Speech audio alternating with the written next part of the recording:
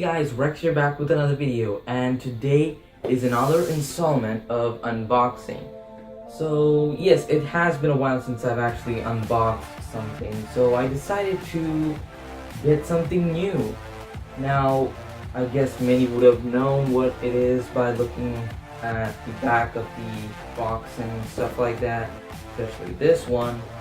But today is going to be the unboxing of my very new camera, the Canon EOS 760D. Now, to all my friends in the United States, you might have heard this in the name of the Canon EOS Rebel T6S, because that's how it's being sold in the US, whereas over here and any other country other than the United States, it's being sold in the name of the EOS 760D.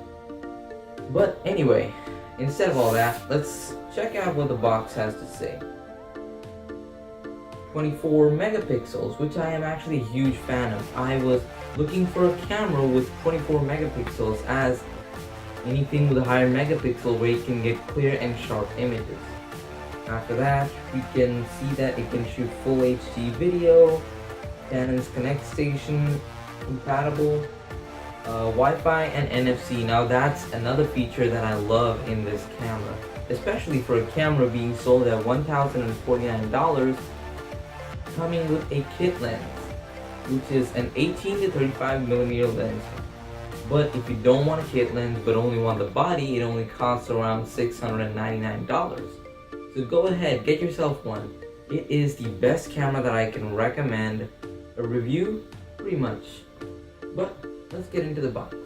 Oh, not required. Right. And now, before I unbox this one, let me just say that this is an additional lens that I bought off a local electronics store. It is the EF 50mm prime lens, which I don't know the price of. Let's stick here. But let's crack open the box, shall we?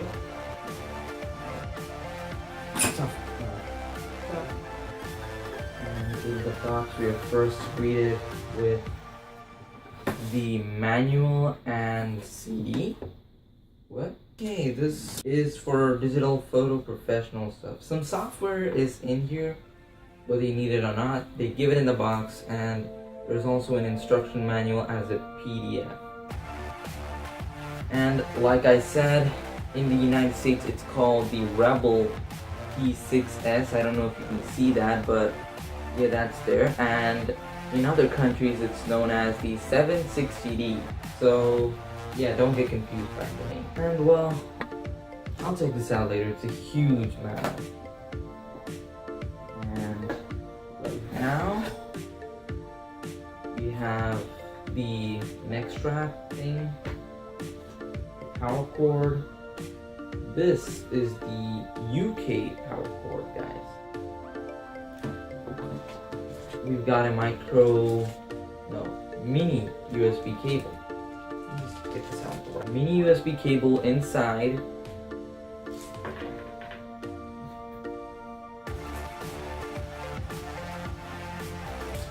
The battery charger of this thing. Where's the battery? Okay, so this is the charger. And here we've got the 18 to 135 millimeter lens, guys. Now, it's a huge and heavy lens, so be careful with it. Nice. Oh, mind that this is kind of my first time actually getting a professional camera and stuff like that. So I might get a bit excited. Bear with me with that, please. And here we have the battery in this self-taped key. No, it's been wrapped around with the top to prevent power leak. So we got the battery, nice, cute and small and everything. And here we've got the camera itself. Let's get the box on it. So in this wrap, we are unveiling the camera, which is in multiple packages. Ooh, nice. I like it. It's nice, compact, and it's actually pretty good. It's got this nice rubber texture to it, and it's actually, I think it's made of metal. I think it's made of metal because as far as I've read in other websites, I think so. It's nice and it's lightweight, which I am a huge fan of, guys. Super light. This is the camera, all accessories. Let's just get this out of the way. Charger and cable. Main USB. Lens here. Let's get the battery and stiffen it. Working? Yes, it is. We have light. It has a bit of power in it, but not too much.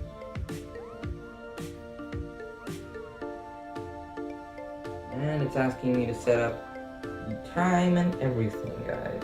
A few moments later. So guys, after checking out all sorts of camera settings and stuff like that, I finally set it up with my phone, but there has been some connectivity issues in the NFC connection, which is fast, but the Wi-Fi is actually a hotspot made by the camera itself, to which I should connect this phone. Okay, but it's not stable. Right now I just got disconnected because this cannot record videos while connected to the phone. But anyway, I hope you like the quality of it right now, because right now I'm shooting using my DSLR. As far as I'm seeing on the scale, it's actually pretty good. It's a bit clearer than the previous one. I was actually shooting with this as my main camera of choice. So now this is actually a prime lens which I bought as an additional piece. So anyway, let's crack open the box and see how it is, guys. I was actually here to unbox the camera and stuff like that. Oh, so much paperwork. So I was here to actually unbox the camera and stuff like that, but I also decided to unbox this as well, just because it came in a box. Ah, that's nice. Anyway, no box is required. Let's move on to this puppy here. Ooh, it's pretty small from a prime lens perspective, guys. Well, I guess prime lenses are so small that they just are like that.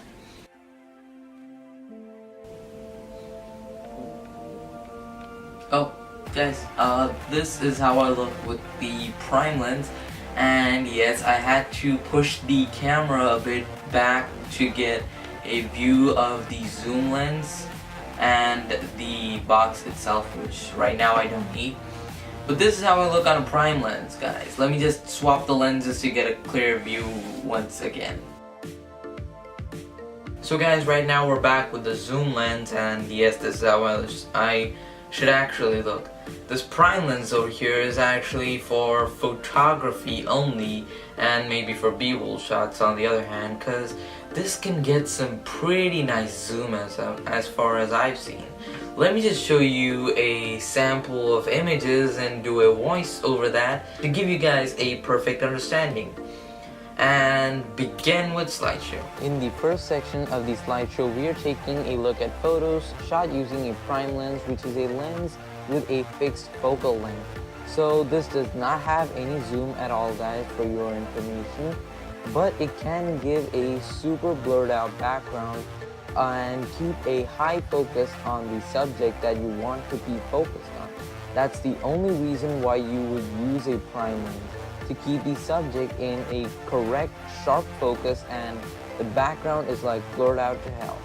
Now that's a feature that I like about a prime lens. But moving on to a zoom lens, which is a lens with multiple focal points, and I guess you might have already known what it does. It takes the images of objects at a farther distance and it enlarges them, but with the ability of sharpening and adjustment of focus, you can actually make that image look sharp.